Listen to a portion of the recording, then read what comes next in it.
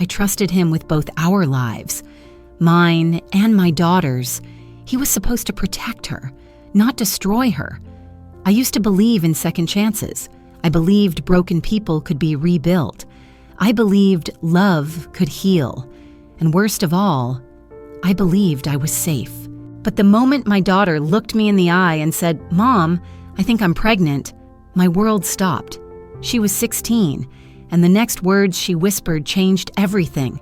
"It's him." I couldn't breathe. I remember standing there in our kitchen, still holding a cup of coffee I'd just made. My hand shook so hard the mug shattered on the floor. But it was nothing compared to what shattered inside me. For the record, this isn't one of those stories where the warning signs were clear. He was charming. He was patient. He was there when no one else was. After my divorce, I was a wreck, broke, exhausted, raising a teenage girl alone. He came into our lives like calm after a storm, and I let him in. At first, it was simple. He was a coworker, just someone I confided in, then a friend, then something more. He didn't push. He listened. And when he met my daughter, he was gentle, respectful. He treated her like his own, like she mattered. God, I thought we were lucky, but we weren't. We were prey. I'd been on my own for almost 6 years before I met Ryan. That's his name.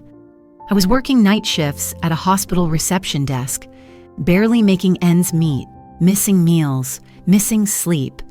My ex-husband had vanished the moment child support was mentioned. I never even bothered chasing him. Some men are just ghosts wearing skin. It was during one of those 2 a.m. shifts that Ryan showed up. A broken wrist from a bike accident, he said, but even in pain, he smiled. Not the kind of smile that tries to charm you, the kind that makes you feel seen. And God help me, I wanted to be seen. It started slow. He'd stop by with coffee when I worked, offer to walk me out to my car. When I finally said yes to dinner, it was the first time I'd worn makeup in over a year. I introduced him to my daughter, Lily, 3 months later. She was cold with him at first, not rude, just guarded. She always had walls.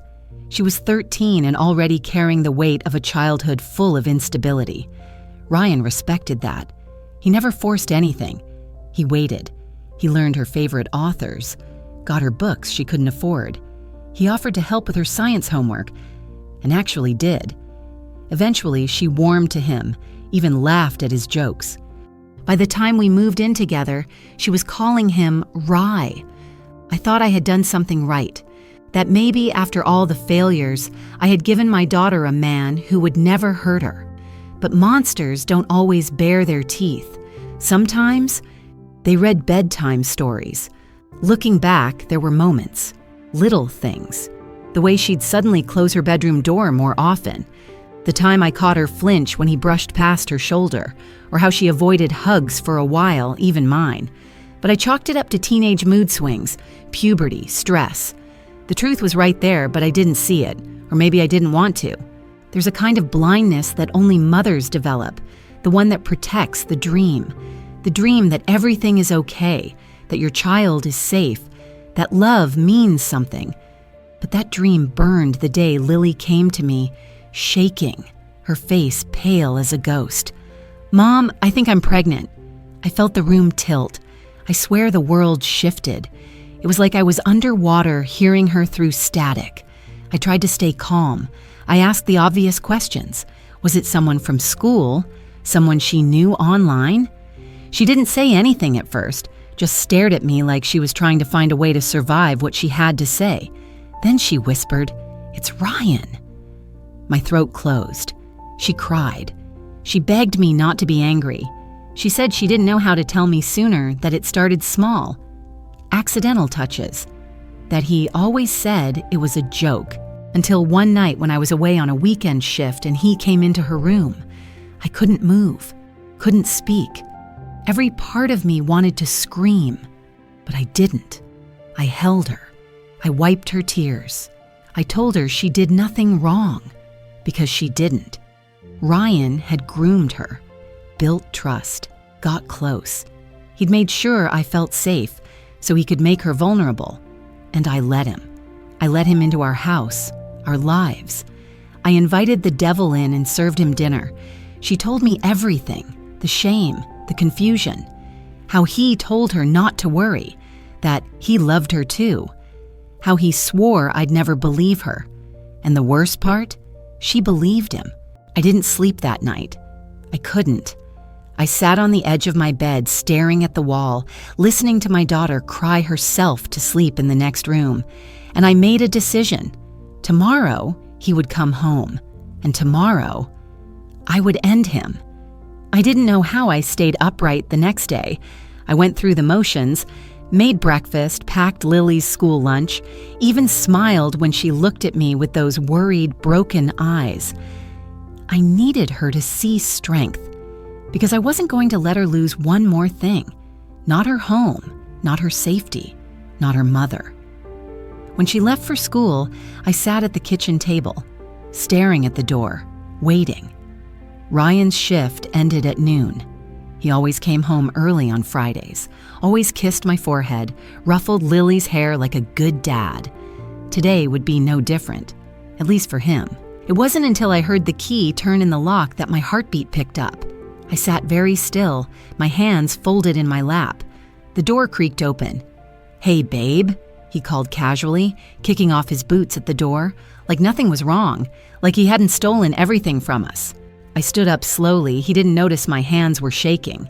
"Hey," I said. My voice sounded normal, not like someone whose whole soul was burning. He smiled, walking over to peck me on the cheek. I didn't move. I just let him, because what I was about to do required patience. And patience was something I'd learned the hard way.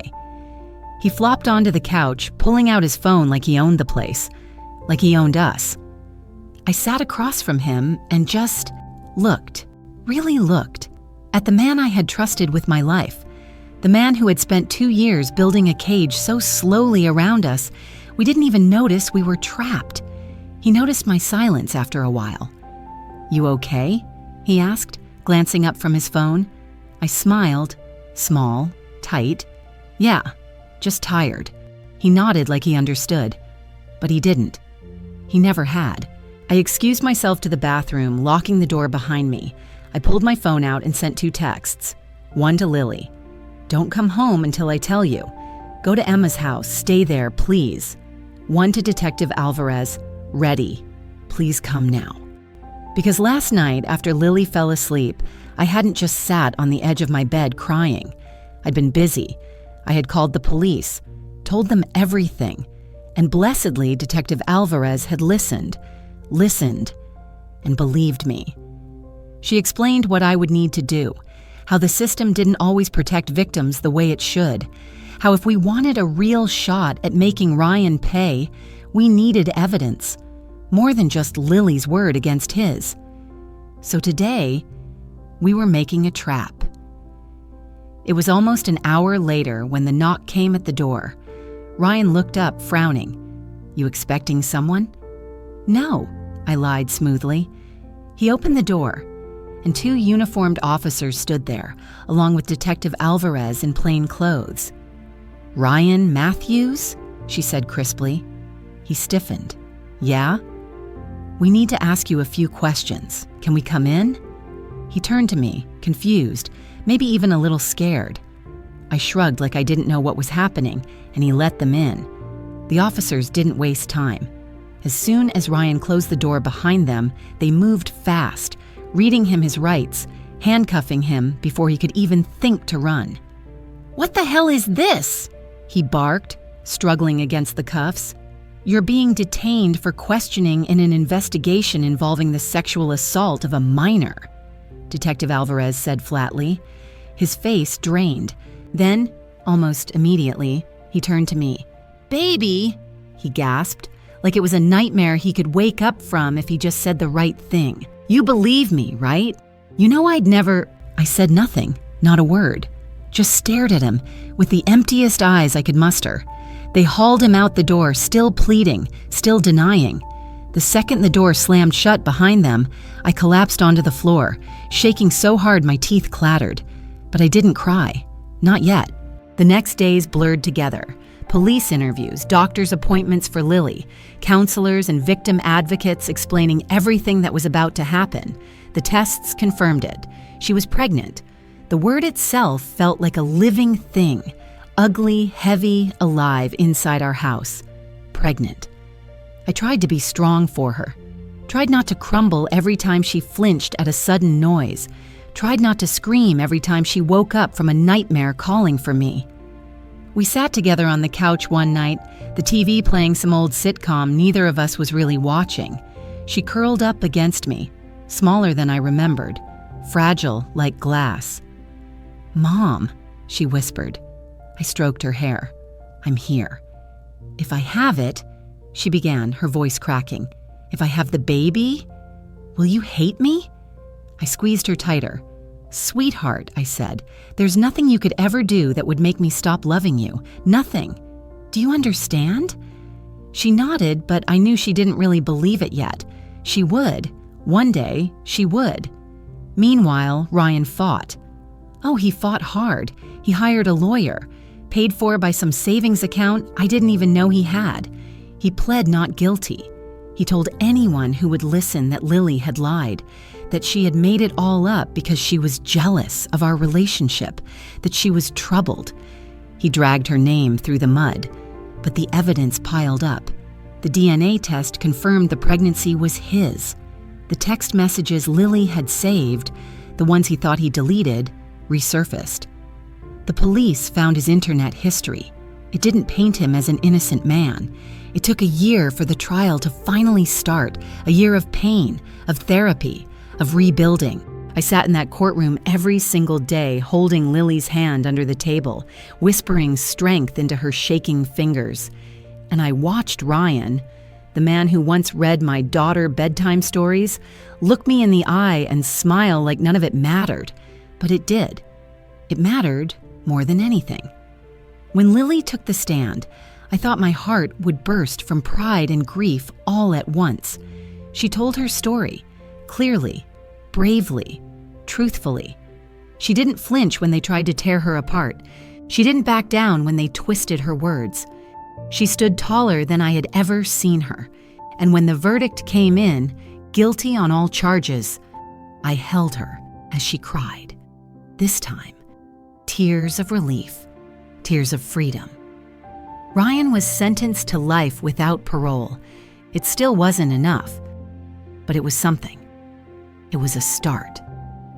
When we got home that night, Lily sat on the porch steps looking up at the sky. The stars were out, tiny stubborn lights burning through the darkness. "Do you think it'll ever stop hurting?" she asked softly. I sat beside her, pulling her close. "I don't know," I said honestly, "but we'll hurt together. And someday, it won't own us anymore." She leaned her head on my shoulder, and for the first time in a long, long time, I let myself cry. Not because we were broken, but because, against all odds, we were still standing, still breathing, still here. For a while, life was just that, breathing. We didn't talk much about the future, didn't make big plans. Some days, getting out of bed was the biggest victory we could manage. Therapists called it survival mode. I called it being human. I picked up extra shifts at the hospital. Lily enrolled in an online school program. She couldn't face going back to a real classroom yet. And honestly, I didn't blame her. The stares, the whispers, the pity. Small towns have long memories and loud mouths.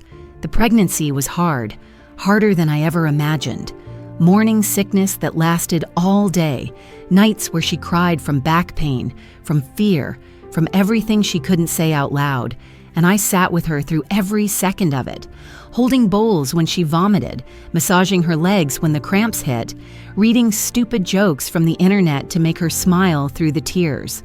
Sometimes, when she fell asleep, I'd sit there watching her chest rise and fall and wonder how the hell we got here, how a man I once trusted with my daughter's life had left us rebuilding from ashes. As her belly grew, so did the questions. The biggest one, what are we going to do about the baby? We didn't have to decide right away, but time wasn't going to wait forever. She was scared, so was I. Adoption? Keeping it? Abortion had never even crossed her mind. She told me that on day one. I don't want to be another person who hurt someone small because it was easier, she whispered one night, curled up under the old quilt my mother made me, and I understood, in a way I never thought I would. Around 6 months in, we finally sat down, just the two of us, no therapists, no well-meaning friends, and had the real conversation, the one where you stop pretending life is going to rewind itself. Whatever you choose, I told her, I'll stand by you. She squeezed my hand so tight it hurt. I think, she said, voice shaking, I think I want to keep her. She already knew, already loved this little thing growing inside her. I blinked back the tears, because I knew what that meant. It meant sacrifice.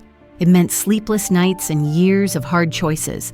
It meant facing a world that would judge her, judge us, without ever knowing the full story.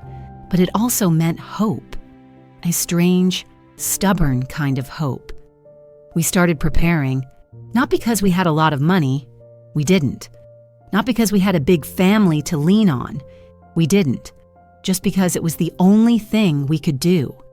I bought a crib secondhand from a neighbor, painted Lily's old room soft yellow, trying to cover the past with brighter colors, folded tiny onesies into neat stacks, and placed them carefully in the battered dresser. Every little thing felt like building a shield, a promise. You are wanted, you are loved, you are safe. The night she went into labor, it was raining, a slow, heavy rain that drummed against the windows like a warning. She woke me up at 3 a.m., standing at the edge of my bed, pale and wide-eyed. Mom, my water broke. My heart slammed against my ribs, but I forced myself to stay calm. We grabbed the overnight bag, stumbled into the car, and drove through sheets of rain to the hospital, hours blurred, screaming, crying, clutching her hand while she cursed the world and me and every living soul for her pain. And finally, a tiny cry cut through the chaos, a cry that didn't belong to the past, a cry that didn't belong to Ryan, a cry that belonged only to Lily and me, to us.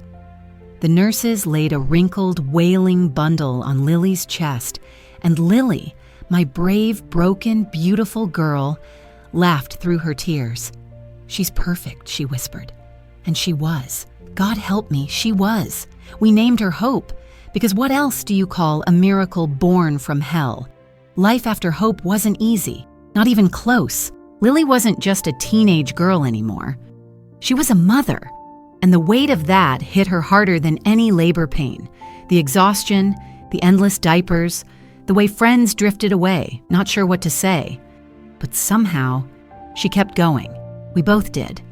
Tag-teaming night feedings, singing lullabies off-key at 2 a.m., holding each other up on the days it all felt too much. Hope grew like a wildfire, stubborn, curious, fierce. Every time I looked into her wide storm gray eyes, I saw Lily. And every time Lily held her close, whispering promises I knew she meant with every bone in her body, I saw something else too, strength. The kind of strength born not from having an easy life, but from surviving a brutal one. Ryan tried to reach out once. A letter smuggled through a third party, begging for forgiveness, saying he was getting help, that he missed his family. I burned it, right there in the sink. Watched the flames curl the paper into blackened ash. He didn't deserve her, any of them. As months turned into years, things slowly, painfully, stitched themselves back together. Not perfectly. There are some scars you never cover. But Lily went back to school, studying online at first, then part-time classes at the community college. I picked up extra shifts, then landed a better job in medical billing. Less stress, better hours. Hope started daycare, where she terrorized poor Miss Jenny with her endless questions and boundless energy. We moved to a new apartment across town, bigger, brighter. No ghosts hiding in the corners. And on the night of Hope's 3rd birthday, Lily stood in the kitchen icing a messy homemade cake, laughing at her daughter's attempts to help, And I realized something. We had done it. We had survived. Not because we were lucky, not because we were strong all the time, but because, even in the darkest moments, we never let go of each other. Sometimes, when the world is quiet, late at night, when everyone else is asleep, I sit on the porch with a cup of tea, staring at the stars. And I think about all the things we lost, all the things he tried to take. And I think about Hope's laughter, about Lily's stubborn, beautiful strength. And I realize we are not broken.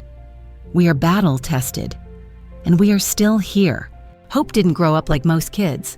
There were no Saturday morning soccer games, no family portraits hanging on the walls. Instead, there were whispered explanations at school, nervous glances from teachers, questions that no one knew how to ask politely. But she grew up loved. Dear God, she grew up loved. Lily poured every ounce of herself into that little girl.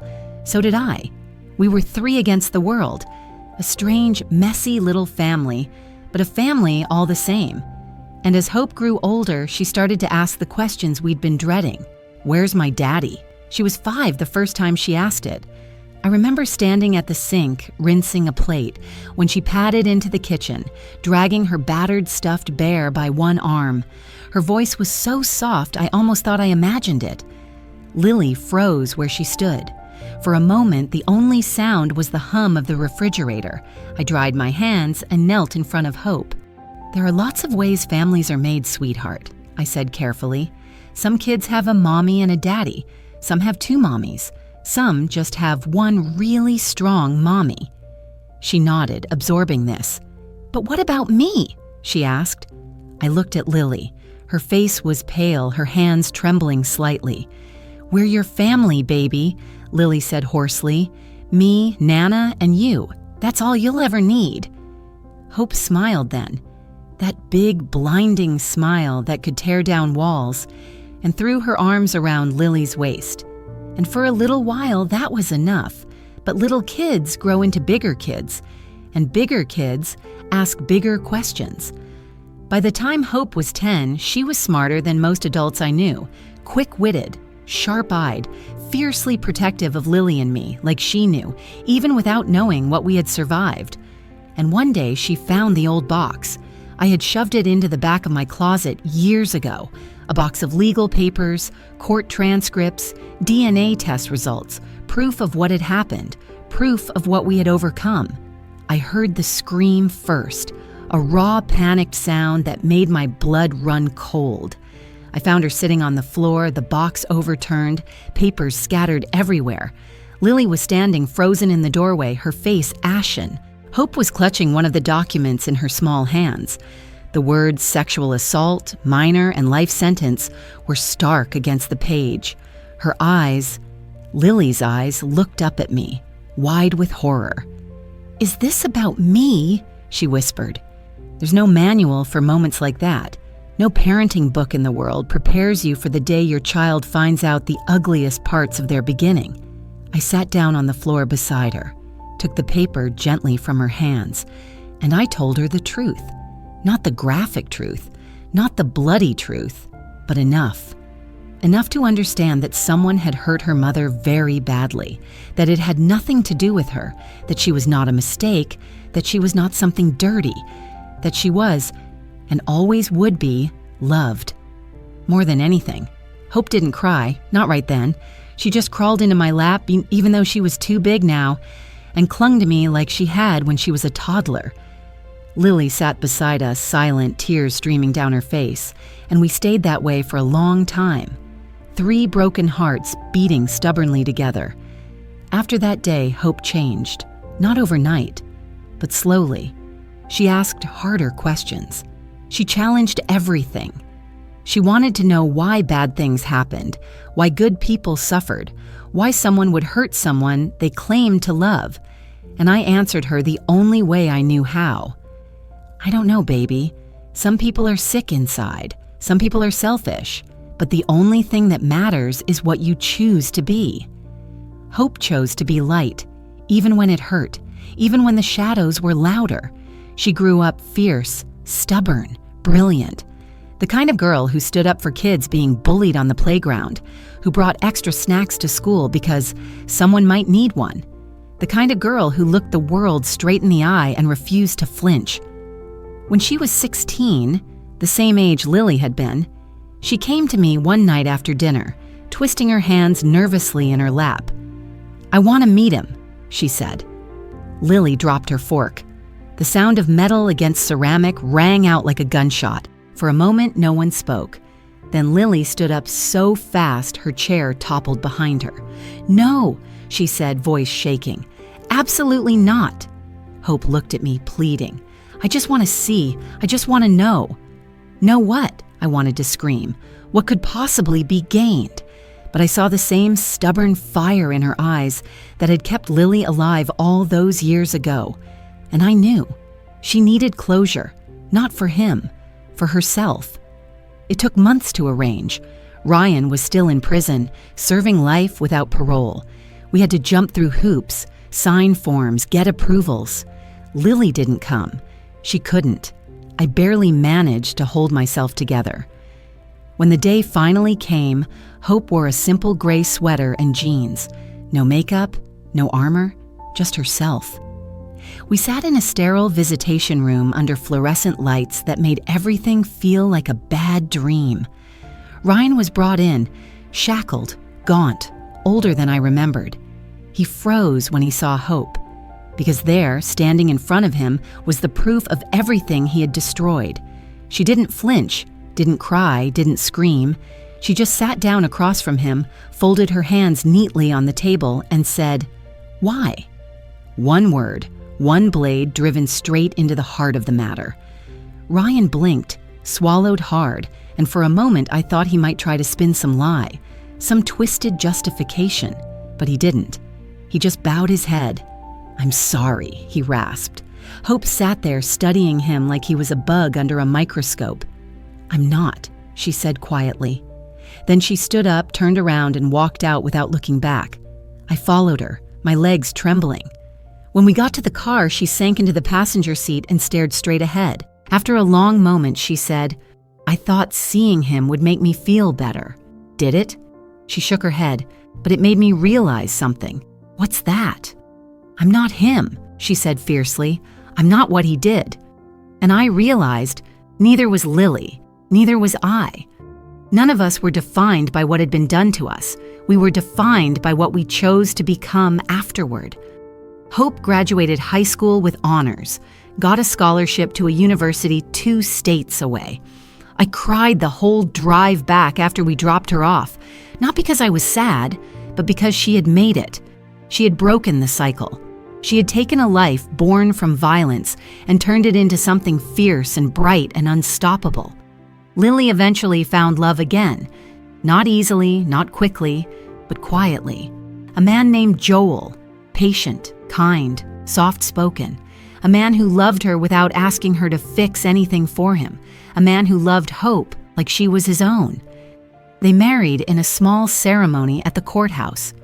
No white dress, no big crowd, just a handful of people who knew what it meant to survive. Hope stood as her maid of honor, beaming so brightly I thought she might lift off the ground. And me? I finally retired from the hospital after 30 years, bought a little house with a porch swing and too many flower pots. I spend my mornings drinking tea, my afternoons reading books I never had time for, and my evenings watching sunsets that bleed the sky into colors no painter could replicate. Sometimes, Hope calls, her voice laughing through the phone as she tells me about her latest adventures. Sometimes, Lily stops by, her belly round with her second child, a miracle born from love, not horror. And sometimes, when the night is quiet, I think back to that shattered woman standing in a kitchen full of broken porcelain and broken dreams. And I want to reach back through time, to whisper to her, "Hold on, you survive this. You build a life from the ruins, and someday you find peace." Hope graduated college with a degree in psychology, not business, not nursing like me. Psychology. She said once, late one night over too much coffee, that she wanted to understand people. understand how broken things worked, how broken people survived, how someone could live through the worst kind of betrayal and still find reasons to laugh. I understood, more than she knew. She didn't stop there. Hope didn't just survive. She thrived.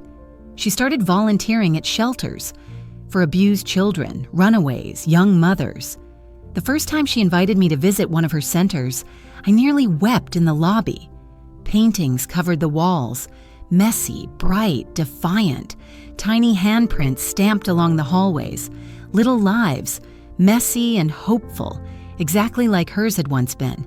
She walked among them like she belonged, because she did. She was a warrior disguised as a social worker, carrying wounds like armor, forging hope where others saw only ruin. Meanwhile, Lily and Joel built their quiet, gentle life. Hope had a baby brother now, no dark history haunting his footsteps, no whispered stories tucked into court files, just a pudgy, giggling miracle named Jack. Jack adored Hope, trailed after her every chance he got, clinging to her legs, pulling her hair, demanding piggyback rides until she collapsed on the couch laughing. It wasn't lost on me how healing it was to watch a little boy grow up in a home full of nothing but simple, stubborn, relentless love. I won't lie. The ghosts never left completely. There were nights Lily still startled awake from dreams she couldn't quite explain. Days when Hope would disappear into herself, quiet and distant, fighting invisible battles only she could see, but we faced them together, never alone again. When Hope turned 25, she gave a speech at a charity gala. I sat in the audience, squeezed into an old dress, clutching tissues like a woman preparing for battle, and I watched my granddaughter stand on that stage under 1,000 dazzling lights and say, "I am not the worst thing that ever happened to me." The room fell silent. Not polite silence, real silence. The kind that leans forward in its seat and forgets to breathe. Hope smiled, and small and fierce, and said, "I am not the story he tried to write. I am not a footnote in someone else's crime. I am my own beginning, my own middle, and God willing, my own beautiful ending." People stood up and clapped before she even finished. I wiped my eyes and thought, he didn't win. He didn't even come close. Life moved on. It always does. Holidays came and went. Smaller than some families, louder than others. Hope started dating, cautiously at first, walls still half built, half crumbling. She brought home a young woman named Emily one Christmas Eve, nervous, twisting her hands, trying not to meet my eyes. Emily was kind, patient, and brave enough to love someone who carried old battle scars like tattoos. It wasn't long before Emily became family, another survivor finding a home among the broken-hearted warriors. One summer evening, as the sun bled out across the sky, Hope and I sat on my porch swing. She cradled a mug of tea, legs tucked up under her, face half shadowed by the twilight. "Do you ever think about him?" she asked quietly. I didn't have to ask who she meant. "Sometimes," I said. She nodded. "Me too, but not the way people think." "How then?" "Not with hate," she said. "Not anymore." She looked at me then, so much older than the little girl who used to climb into my bed during thunderstorms. I refused to let hate define me. Tears blurred my vision. She didn't notice.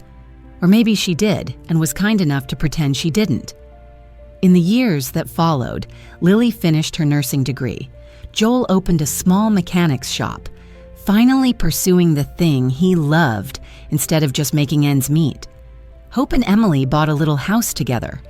Creaky floors, wildflower garden, a leaky roof they fixed together one weekend while covered in paint and mosquito bites. They adopted 2 rescue dogs, named them Faith and Mercy, because Hope said she wanted to live surrounded by reminders that life wasn't about what hurt you. It was about what you built anyway. I aged. Knees stiffened, hair thinned. Doctor's visits stacked up like unpaid bills, but I never felt alone. Never again. When my back finally gave out and the stairs became too much, Hope and Emily moved me into their guest room, not out of duty, out of love. You're not babysitting anyone? Hope joked one night as she adjusted the bed pillows. You're family, and you're stubborn, and you're ours. I smiled into the quiet, because I had spent a lifetime building broken dreams into stubborn miracles, and somehow, against all odds, we had made it. Some days, when the morning sun spilled lazy gold across the porch, I would sit there quietly, cup of tea warming my hands, and listen to Hope and Emily laughing inside. The dogs barking, chasing each other across the worn hardwood floors, the creak of the house settling into itself like an old woman stretching her tired bones.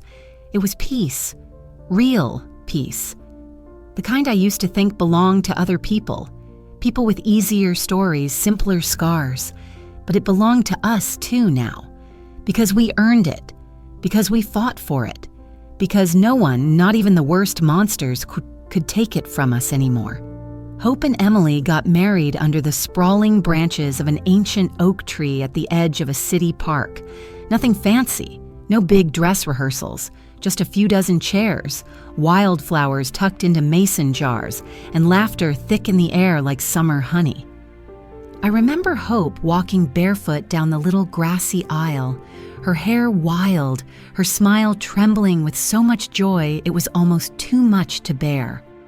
When she saw me, sitting there in the front row, her eyes filled with tears, she mouthed, "Thank you." And I mouthed it back, because she didn't know. She didn't know how much she had saved me too.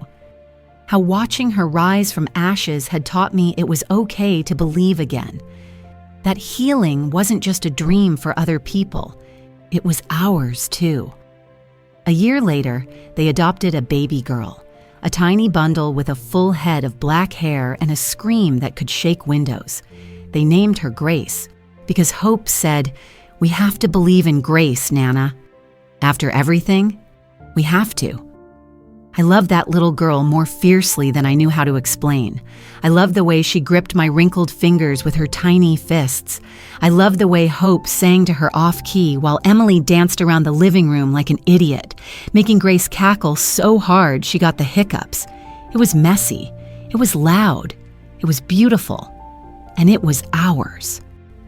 I wasn't afraid of dying anymore. Not the way I used to be. Because I knew I was leaving something better behind. Not money, not status, not trophies on some dusty shelf, but love. The kind of love you build one brutal, stubborn day at a time. The kind of love that doesn't break even when everything else does. The kind that says, "You were worth saving. You always were." One evening, when Grace was about 3 and determined to destroy every flower pot on the porch, Hope came and sat beside me. She was tired. I could see it. The kind of tired that doesn't come from lack of sleep, but from carrying too many people on your back for too long.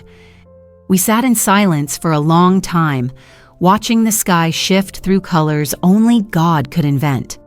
Finally, she whispered, "Do you think, if things had been different, if he hadn't hurt Mom, I wouldn't exist?" It was the first time she had ever asked, the first time she had let herself wonder about the impossible what-ifs. I thought about it carefully before I answered. "Maybe," I said honestly, "maybe you wouldn't." She looked down at her hands. "And maybe," I continued, "the world would be a little less bright." She smiled then, a small, broken, beautiful thing, and I realized some questions don't have safe answers. Some questions just need to be held gently, like fragile glass, without trying to fix them. As time wore on, my body grew slower. The little house grew louder. Jack became a teenager, all messy hair and louder opinions. Hope balanced work and motherhood and activism and everything in between. Emily started painting, messy, beautiful canvases that covered the walls with color and chaos. And Grace grew up wild in the way only children born from healing can be. Unapologetic, unafraid, unashamed. She would climb trees and scrape her knees and roar with laughter when Hope chased her down the street for refusing to put shoes on. She would burst into my room, books in her arms, demanding I read her stories about dragons and warriors and queens who saved themselves. And sometimes, when she thought I wasn't looking, she would sit at my bedside and whisper, "I love you, Nana," as if love could be spelled into the air and stitched into my skin. And maybe it could. Because even when the pain flared, even when my hands shook too badly to hold a teacup, I never felt weak. Not really. I felt full. Full of every impossible, beautiful, brutal thing we had survived. Full of every stubborn miracle we had made out of ruin. The last Christmas we all spent together, I knew, I could feel it, in my bones, in the way every sunset felt sharper, more precious, in the way every goodbye felt heavier. I didn't tell them, not Hope, not Lily, not Emily, not even little Grace, who would have demanded a scientific explanation involving glitter and space magic. Instead, I just lived it. Every messy, perfect minute of it. I watched Lily chase Jack around the kitchen with a spatula, threatening to swat him if he didn't stop stealing cookies. I watched Emily set the table, humming off-key Christmas carols. I watched Hope sit by the tree, Grace in her lap, reading The Velveteen Rabbit, in a voice so soft and full it made my chest ache. And I thought, this is it. This is what surviving looks like. Not clean, not easy, but real. God, it was real. Later that night, when the house had gone quiet and everyone was curled up in beds and sleeping bags and couches dragged too close to the fire, I sat by the window with a blanket over my knees. I looked up at the sky, clear and sharp and full of stars, and I whispered, "Thank you." To whatever stubborn, reckless mercy had carried us through, to whatever broken, beautiful hands had held us when we couldn't hold ourselves, and to myself, to the woman who hadn't shattered the day her world ended, who had built something better from the ruins, who had found family where others saw only tragedy, who had chosen again and again to love even when it hurt. When I passed, they found me the next morning, still wrapped in my blanket, still smiling faintly. There were tears. There was laughter, too, remembering my stubbornness, my terrible cooking, my terrible singing. Hope gave the eulogy. She stood up there in a simple black dress, her hands shaking only a little, her voice steady, and she said, "My Nana taught me that surviving isn't the end of the story. It's just the beginning. She taught me that love is the bravest thing a person can choose, and that sometimes family isn't something you're born into. Sometimes it's something you fight for tooth and nail through every broken day and shattered night." She wasn't perfect. None of us are. But she was ours, and we were hers. And because of her, we are still here. After the funeral, life settled into a strange, soft rhythm. Not the same as before, not worse either, just different. Hope grieved the way she had lived, fiercely, stubbornly, with her whole heart. She kept going, not because it was easy, but because that's what we do, because that's what I taught her. Grace, too young to understand the full weight of what we had lost, would still run through the house barefoot, chasing the dogs, laughter spilling through the rooms like sunlight. And maybe that was a kind of mercy. Hope and Emily kept the porch swing. They repainted it the softest shade of blue. Hope said it reminded her of the sky on the morning they buried me, wide, open, endless. And sometimes, when the wind was just right, it would creak ever so slightly on its hinges, like it was still rocking itself, still holding a memory, still here. Grace grew up wild and brilliant. She inherited Hope's fire, Lily's stubbornness, and a kind of laughter that couldn't be broken, no matter what the world threw at her. By the time she was 15, she had already decided she was going to change the world. One angry essay at a time, one protest sign at a time, one small, unbreakable step at a time. Hope watched her with a mixture of awe and terror. "She's stronger than I ever was," she whispered once to Emily, her voice thick with wonder. And Emily smiled and said, "No, love, she's strong because of you." And maybe she was. Maybe we all were. Some nights, Hope would sit out on the porch, wrapped in an old sweater, Emily curled up beside her, and they'd talk about the future in low, secret voices, about Grace heading off to college, about what it meant to let someone you love walk away, not because you lost them, but because you raised them strong enough to leave. Hope would worry aloud the way all mothers do. Would she be okay out there? Would she find her people? Would she remember who she was when the world tried to tell her otherwise? And Emily would take her hand and say, "She'll remember, because you showed her how." The night before Grace left for college, the house was filled with the smell of burnt cookies and wet dog and 1,000 memories stitched into the walls. Hope helped her pack, folded jeans with trembling fingers, tucked little notes into the pockets when Grace wasn't looking. "I'm proud of you. You are enough. I love you, always." Simple things, important things, the kind of things you want your child to carry when they're too far away to hear your voice every day. Grace hugged her mother so tight they all nearly toppled over. She kissed the dogs. She whispered goodbye to the old porch swing. And then she was gone, off into the wide, wild world, carrying pieces of all of us tucked into her stubborn, beautiful heart. Hope and Emily stood in the driveway long after the car had disappeared down the road. They didn't say much. There wasn't much left to say. Grief and pride lived in their chests, side by side, like old friends who didn't need to explain themselves. Hope tilted her head back and looked at the stars. The same stars I used to sit under, tea cooling in my hands, a prayer stitched into every breath, and I like to think that somewhere, somehow, I was sitting beside her, still here, always. The years kept coming, the way they do, slow, relentless, beautiful. Grace called home every Sunday, even when exams stacked up like mountains. She sent postcards from places Hope had only ever dreamed of seeing: Paris, Tokyo, a village somewhere in South America where the streets were painted in colors too bright for sadness. She sent letters, too, long, rambling things about life and love and anger and hope. In one of them, she wrote, "Sometimes I feel like there's a whole army of women standing behind me, women who survived so I could run farther. I think Nana is one of them.